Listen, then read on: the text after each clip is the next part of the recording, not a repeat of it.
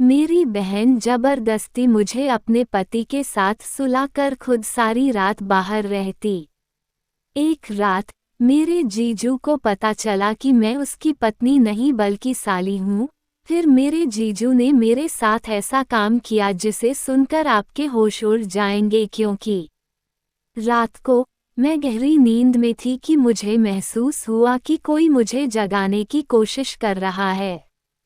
मैंने धीमी धीमी आंखें खोलकर देखा तो मेरे बेड के पास मेरी बहन खड़ी थी।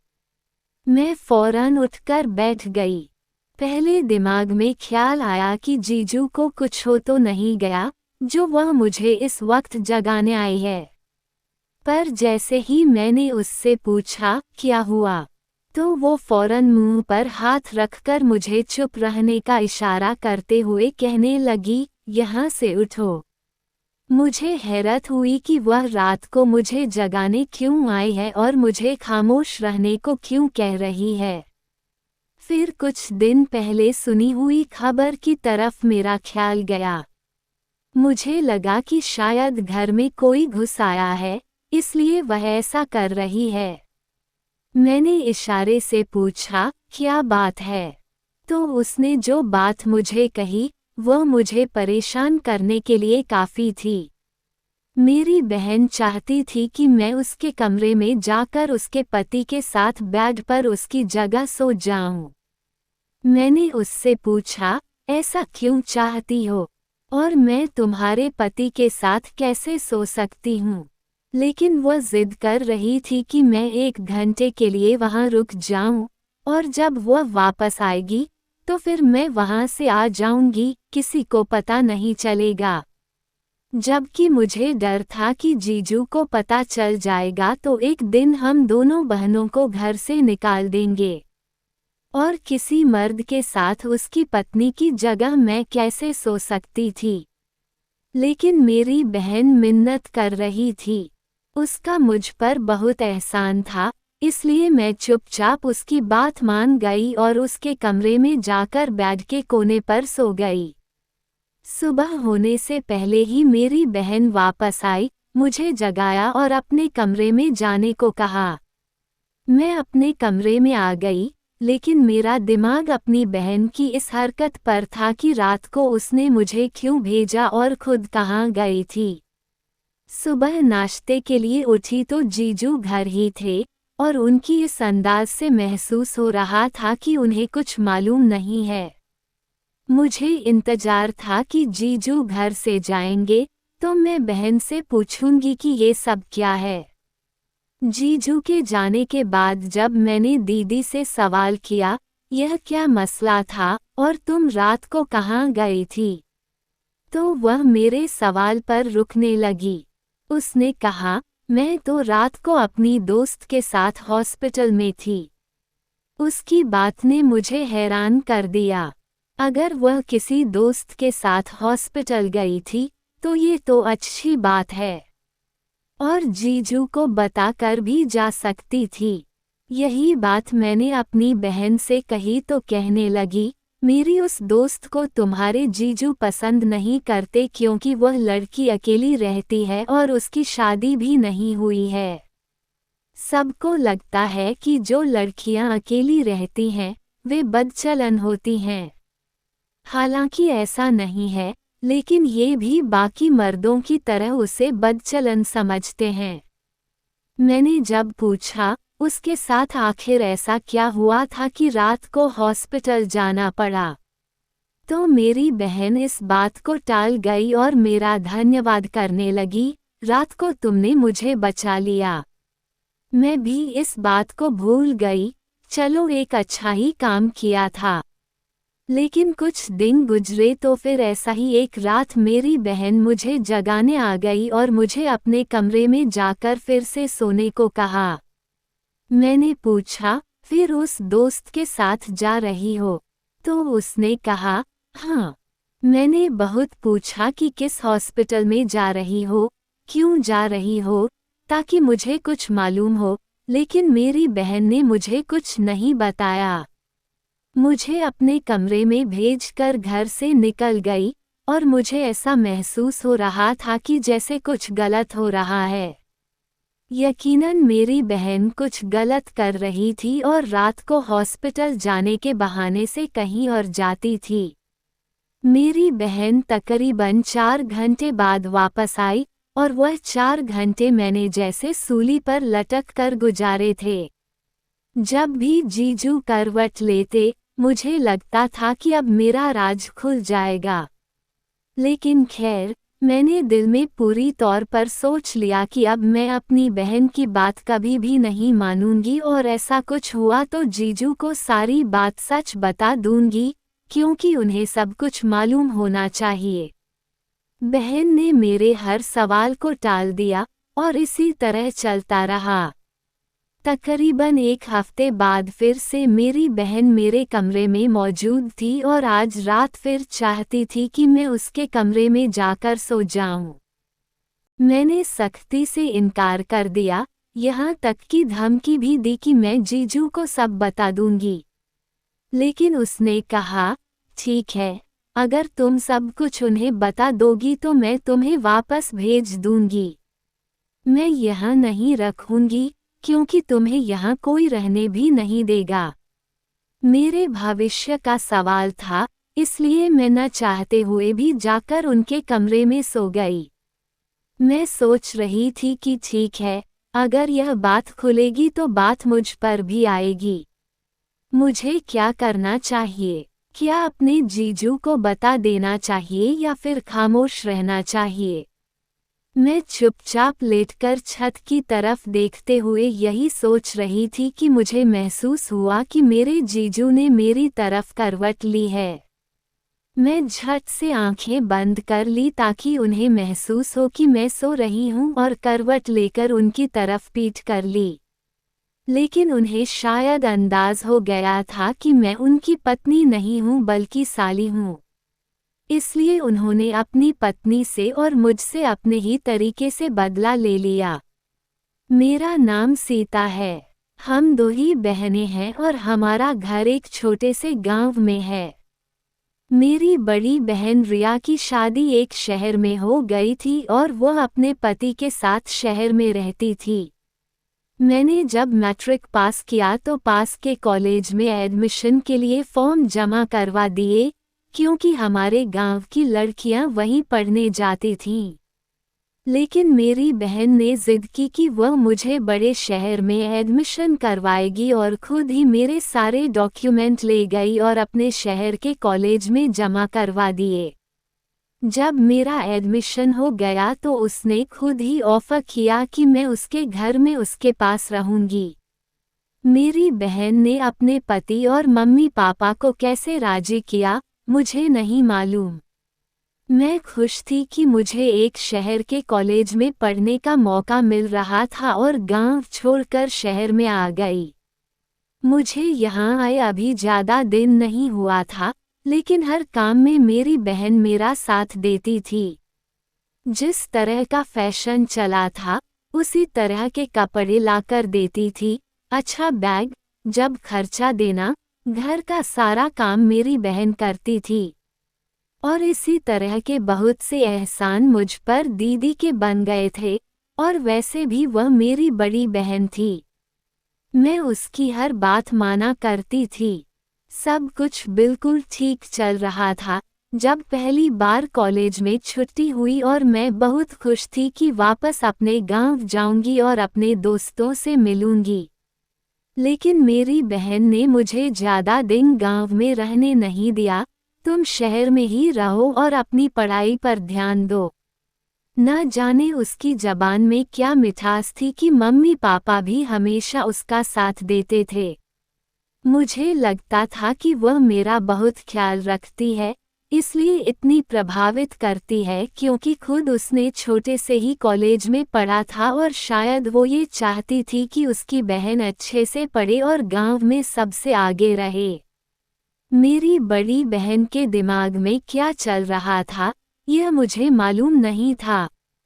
मेरी छुट्टियां अभी कुछ बाकी थीं और मैं गांव से वापस आ गई। मेरे जीजू भी मुझे घर का एक हिस्सा ही समझने लगे थे, इसलिए उन्हें भी मेरी आदत हो गई थी।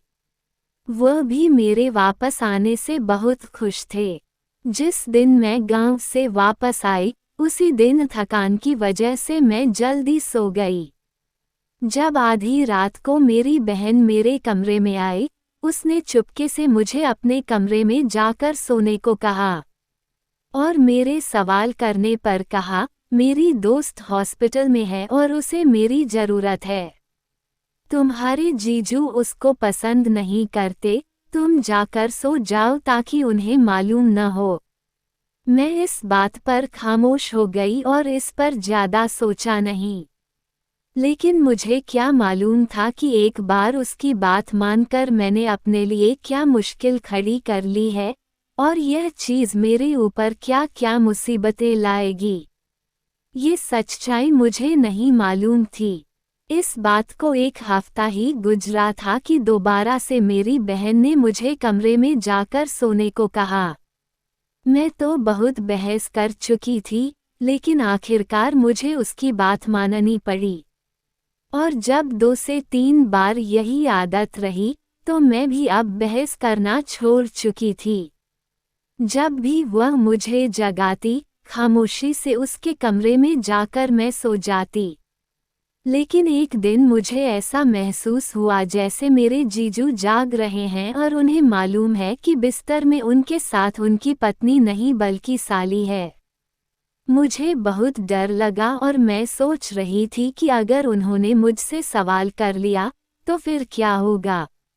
न जान कैसे कुछ घंटे गुजरे, मेरी बहन वापस आ गई।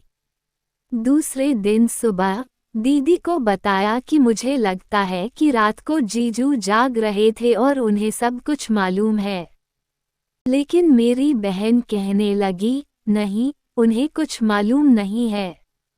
अगर मालूम होता, तो यकीनन वो मुझसे सवाल करते या तुमसे सवाल कर लेते, तुम डरो मत। मुझे उसकी तसल्ली से बिल्कुल भी सुकून नहीं आ रहा था। अब तो मेरा कॉलेज भी शुरू हो गया था और यह सिलसिला भी जारी था। मेरी बहन पहले हफ्तों में एक बार जाया करती थी और अब तो हर 2-3 दिन बाद जाया करती थी। मेरी बहन मुझे कभी नहीं बताती थी कि वो कहाँ जाती है और इस सवाल को सख्ती से टाल देती थी। और हैरत की बात ये थी कि वह जिस दोस्त का नाम बताती थी, उस दोस्त को आज तक मैंने कभी देखा ही नहीं था। ना कभी वह हमारे घर आई थी और ना ही मेरी बहन कभी दिन की रोशनी में उससे मिलने गई थी। मुझे तो शक हो रहा था और मुझे 100% यकीन था कि जो कुछ वह कर रही है, मेरे जीजू जानते हैं। लेकिन वह कुछ नहीं बता रही थी। मैंने सोच लिया कि इससे पहले कि बात खुल जाए, मुझे सारी हकीकत मालूम करनी होगी। इसलिए मैंने सारी प्लानिंग कर रखी थी। 2 दिन हो गए थे और बहन ने मुझे रात को अपने कमरे में जाने को नहीं कहा था, इसलिए मुझे यकीन था कि आज की रात वह जरूर जाएगी। जब रात को बहन ने जगाया, तो मैं चुपचाप उसके कमरे में जाकर बिस्तर पर लेट गई। और बहन ने जब देखा कि मैं लेट गई हूँ, तो वह घर से निकल गई। लेकिन मैंने पहले से प्लानिंग कर रखी थी, इसलिए फौरन बिस्तर को अपना शरीर बनाया और दबे कदमों से उसके पीछे पीछे घर से निकल गई। मुझे इस चक्कर में डर भी लग रहा था, लेकिन मुझे सच्चाई का पता लगाना था। मुझे नहीं मालूम था कि इसका अंजाम क्या होगा, लेकिन जहां मेरी बहन जा रही थी, मैं उसके पीछे पीछे जा रही थी। मुझे इस बात की भी चिंता थी कि मेरे जीजू जाग गए तो फिर क्या होगा, क्योंकि मुझे पहले से ही यकीन था कि वह सब कुछ जानते हैं। गली में बहुत अंधेरा था और मैं बहन के दबे पांव पीछे पीछे चल रही थी। मैंने काली चादर ले रखी थी और अंधेरे का ही हिस्सा मालूम हो रही थी। मैं बहुत ज़्यादा डरपोक थी, दिल में बहुत डर रही थी, लेकिन मेरी बहन बगैर किसी डर और खौफ के आगे जा रही थी। मुझे यूं लगता था जैसे उसे एहसास हो रहा हो कि कोई उसके पीछे आ रहा है, क्योंकि वह थोड़ी दूर के बाद रुककर पीछे भी देख लेती थी। लेकिन मैं अंधेरे में काली चादर लेकर चल रही थी, इसलिए शायद उसे नजर नहीं आई। मैंने देखा कि मेन रोड पर मेरी बहन एक गाड़ी में बैठकर चली गई। अंधेरे की वजह से गाड़ी का नंबर भी ना देख सकी, और हैरत की बात ये थी कि गाड़ी की हेडलाइट वगैरह भी ऑन नहीं थी, और गाड़ी भी काले रंग की थी। इससे मुझे कुछ मालूम नहीं हो सका कि वह कैसी गाड़ी है, उसका क्या नंबर है। मेरे पास अब कोई रास्ता नहीं था, इसलिए मुझे वापस आना पड़ा। मैं खामोशी से अपनी बहन के कमरे में आ गई और उसकी जगह जाकर लेट गई। लेकिन मुझे इस रात यकीन था कि मेरे जीजू जाग रहे हैं। लेकिन उन्होंने मुझसे कोई सवाल नहीं किया और न ही मैंने कोई आवाज पैदा की। बिल्कुल खामोशी से लेटी रही। फिर 3 घंटे के बाद रिया वापस आए और उसने मुझे खामोशी से इशारा किया। और हमेशा की तरह मैं उठकर अपने कमरे में चली गई, वह अपनी जगह पर लेट गई। लेकिन मैंने सोच लिया था कि आज सुबह अपनी बहन से फिर सवाल करूंगी कि वो कहाँ जाती है। अगर उसने मुझे कुछ ना बताया, तो सच सच सारी बातें अपने जीजू को बता दूंगी, क्योंकि मैं इस खेल का हिस्सा नहीं बन सकती थी और ना ही बनना चाहती थी। मुझे अपनी बहन पर हैरत हो रही थी कि वह कैसे ये सब कुछ कर रही है, क्योंकि मुझे यकीन था कि वह गलत रास्ते पर चल रही है और उसकी ऐसी कोई दोस्त नहीं है। शायद वह किसी लड़के के साथ जाती है।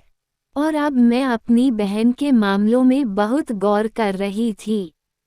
तो मुझे अंदाज़ा हुआ कि मेरे जीजू की सैलरी इतनी ज़्यादा नहीं है, तो फिर मेरी बहन रोज रंग बिरंगे सूट कहाँ से लेती है और मुझे भी पॉकेट खर्च देती है। ये सारे पैसे उसके पास कहाँ से आते हैं?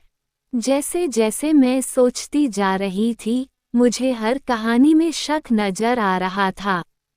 कुछ तो गलत हो रहा था, और इसी बात ने मुझे बहुत ज़्यादा परेशान कर दिया था। क्योंकि अगर यह बात खुल जाती है, तो मेरा भविष्य भी खराब होगा और साथ में बहुत ज़्यादा बदनामी भी होगी। और आखिर वह ये सब क्यों कर रही थी? उसकी एक ही ख्वाहिश थी कि उसकी शादी शहर में हो, और उसकी ख्वाहिश पूरी हो चुकी थी शादी की। तो फिर क्यों धोखा दे रही है अपने पति के साथ? ऐसा क्यों कर रही है? मेरे मन में बहुत सवाल थे, लेकिन मेरे पास जवाब नहीं था। जवाब मेरी बहन के पास थे, जो मुझे बिल्कुल जवाब नहीं देना चाह रही थी।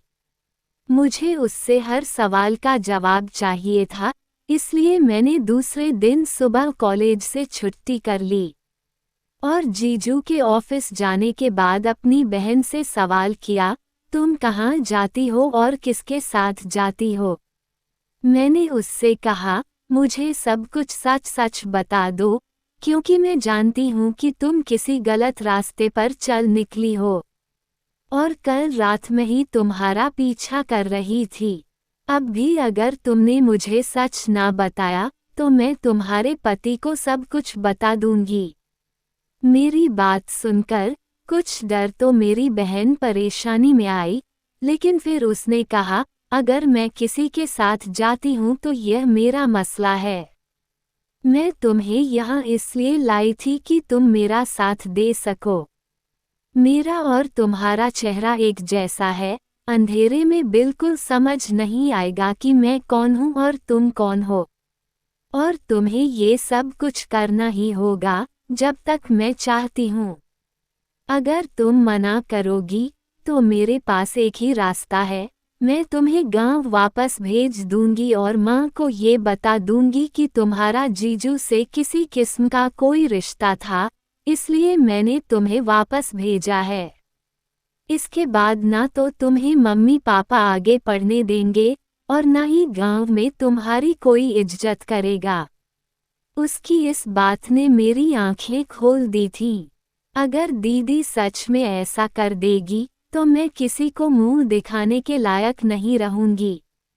लेकिन मुझे अपनी बहन की खुदगर्जी पर अफसोस भी हो रहा था। उसी वक्त तो रोते हुए मैं वहां से उठ गई, लेकिन अपने कमरे में जाकर सोचने लगी कि दीदी यह सब कुछ क्यों कर रही है। वह तो बहुत ही सीधी सादी लड़की थी। उसकी सारी जवानी मेरे सामने ही थी। उसने कभी कोई गलत रास्ता नहीं चुना था, हालांकि वह शहर में अकेले पढ़ने भी गई थी। उसने शहर से 3 महीने का कंप्यूटर कोर्स किया था। वो अकेली रहती थी। कभी भी उनके बारे में कोई गलत बात नहीं सुनी थी। तो अब जब वह शादीशुदा है तो ऐसे काम क्यों कर रही है? कभी लगता वो कुछ गलत नहीं कर रही है, लेकिन आंखों देखा कभी झुठलाया नहीं जा सकता है। मैं हर तरफ से फंस चुकी थी। अगर किसी को कुछ बताती तो मेरी बेइज्जती थी, और अगर ना बताती तो मुझे अपनी बहन के इशारों पर नाचना था और उसकी कठपुतली बनकर रहना था। इसलिए हर रास्ता बंद हो चुका था। पढ़ाई अधूरी छोड़कर गांव जाती तो भी सब सवाल करते, और अगर किसी से कुछ बताती तो बहन की धमकी सामने थी। इसलिए मुझे खामोशी से वही करना था जो वह कह रही थी। हालांकि इस काम में मेरी रजामंदी नहीं थी, और उधर मेरे जीजू के रंग बदलते जा रहे थे, जो मेरे लिए बहुत ज़्यादा परेशानी की बात थी। वो बहन के सामने तो बिल्कुल नॉर्मल रहते थे, लेकिन जैसे ही मेरी बहन आगे पीछे होती तो मुझे इशारों में बातें करने लगते, जैसे वो जानते हों कि मैं रात को उनके पास सोई हूँ। ये बात मेरे लिए और ज़्यादा मुसीबत थी। मैं पढ़ाई छोड़कर हॉस्टल में नहीं रह सकती थी। मैंने सोचा था कि माँ या पापा से नहीं तो जीजू से यह बात जरूर कर लूँगी, लेकिन अब उनकी मीठी मीठी बातों की वजह से मैं उनसे भी खींची हुई रहती थी। अब मेरे लिए कोई रास्ता नहीं था सिवाय भगवान के। मैं रो रो कर भगवान से प्रार्थना करती थी कि वे मेरी बहन को सही रास्ता दिखा दें या मुझे इन सब से निकलने का कोई रास्ता बता दें।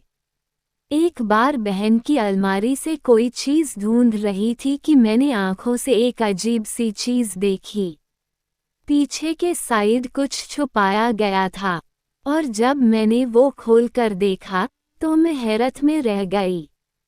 उसमें लड़कियों की जीन्स और शर्ट पड़ी हुई थी। ऐसा कपड़ा तो हमारे यहाँ दूर दूर तक कभी किसी ने नहीं पहना था। मैंने अपनी बहन को भी पहने कभी नहीं देखा था। तो इसका मतलब यह है कि मेरा शक सही है। मेरी बहन गलत रास्ते पर चल रही है। दोस्तों से मिलने के लिए ऐसा कपड़ा पहनती है।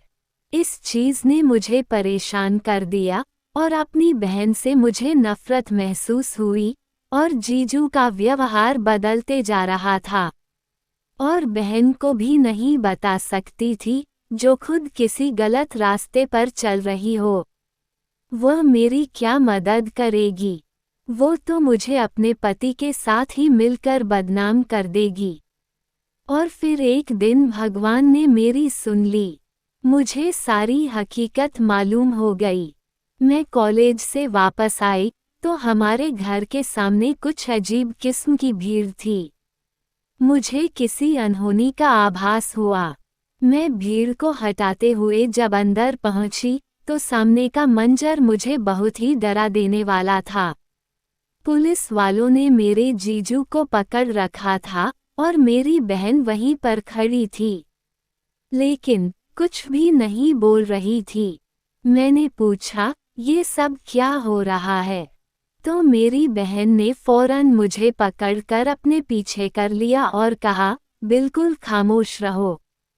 मुझे लगता है कि मेरी बहन ने अपने पति को पकड़ा दिया है ताकि वो किसी और के साथ रंगलियां मना सके। यही बात मैंने अपनी बहन से कही, तो उसने मुझे खामोश रहने को कहा। मेरे जीजू चीखते रहे और पुलिस उनको पकड़ कर ले गई। भीड़ हटने के बाद मैं अपनी बहन पर गुस्सा होने लगी कि तुम्हें अपने पति को गिरफ्तार नहीं करवाना चाहिए था। उन्होंने क्या जुर्म किया है? अगर तुम्हें वह पसंद नहीं थे तो उनसे डिवोर्स ले सकती थी, लेकिन बेगुनाह को ऐसे पकड़वाना बिल्कुल भी अच्छी बात नहीं है। मेरी बहन ने कहा, वह बेगुनाह कैसे हैं? क्या वो तुम्हें तंग नहीं करते थे? इस बात पर मैं सिर झुका कर रह गई। तो मेरी बहन ने कहा, तुम यहाँ बैठो, मैं तुम्हें बताती हूँ कि हकीकत क्या है। और फिर मेरी बहन ने मुझे जो हकीकत बताई वो मुझे हैरान करने को काफ़ी थी। उसने जो मुझे बताया यह उसकी जुबानी बता रही हूँ। शादी से पहले मैं शहर में 1 महीने का कोर्स करने आई थी। तुम्हें याद है? मैंने कहा, मुझे याद है। इस पर उसने मुझे बताया कि वो कोई कंप्यूटर कोर्स नहीं था, बल्कि उसने पुलिस फोर्स ज्वाइन कर ली थी और वह उसकी ट्रेनिंग लेने आई थी। घर में यह बात किसी को नहीं बताई। ये बात सिर्फ उसकी और मेरे मम्मी पापा को मालूम थी। कुछ साल के बाद उसका रिश्ता आ गया और मम्मी पापा ने जिद करके मेरी बहन की शादी कर दी। मैं खुद भी शादी से बहुत खुश थी, लेकिन जब शादी के बाद उसने अपने पति से कहा कि वो पुलिस फोर्स ज्वाइन करना चाहती है, तो उन्होंने इससे सख्ती से मना कर दिया। उसने बिल्कुल नहीं बताया कि वह पहले से ही फोर्स ज्वाइन कर चुकी है। लेकिन जब उसने ज्वाइन किया था तो उसकी हेड ने उससे कहा कि वो रिज़ाइन ना करे, बल्कि वो दिल्ली ना आए, लेकिन पुलिस के जो छुपे हुए मिशन हैं उनमें वह मदद कर दिया करे। इस पर उसने हामी भर ली। ऐसा लग रहा था कि घर की मजबूरी की वजह से उसका पति मना कर रहा है। एक बार एक छुपी हुई गैंग के खिलाफ उन्हें सबूत ढूंढना था और उसने पति को बताए बिना ही काम शुरू कर दिया। लेकिन जब गैंग के बारे में मालूम किया गया तो उसका पति भी इसी गैंग का एक हिस्सा था और इसलिए पुलिस फोर्स ज्वाइन करने से मना करता था। इसलिए उसने एक जुआ खेलने का फैसला किया और मुझे इस्तेमाल करके, जो रातों को उठकर भाग जाती थी तो वह अपने काम की वजह से जाती थी। उसे मालूम था कि उसका पति सब कुछ जानता था। जो हमेशा समय लगता था कि मेरे जीजू जानते हैं, वो हमेशा से जानते थे कि मैं कहाँ चली जाती हूँ। मसला ये था कि उसकी नीयत तुम पर खराब हो चुकी थी। इस वजह से वह हम लोगों पर हाथ नहीं डाल रहा था और वह चाहता था कि उसके बंदे मुझे रंगे हाथों पकड़ें और इस बात को बुनियाद बनाकर वह मुझे छोड़कर तुमसे शादी कर ले। लेकिन मैं उसके बंदों के हाथ कभी नहीं आई और मैं सब कुछ जानते हुए भी आंखें बंद करके बर्दाश्त कर रही थी, क्योंकि मुझे मालूम था कि इस वक्त जो हो रहा है वह एक जुआ है। और आज मैंने खुद उसकी गिरफ्तारी भी की है, क्योंकि मैं अपने पति को खो सकती हूँ, लेकिन इस मुल्क के साथ गद्दारी नहीं कर सकती। मुझे अपनी सोच पर शर्मिंदगी होने लगी कि मैं अपनी बहन के बारे में क्या क्या समझ बैठी थी। मैंने दीदी से माफ़ी मांगी। उसने खुले दिल से मुझे माफ़ कर दिया। मेरी बहन ने अपने पति से डिवोर्स ले ली और पुलिस फोर्स ज्वाइन कर ली।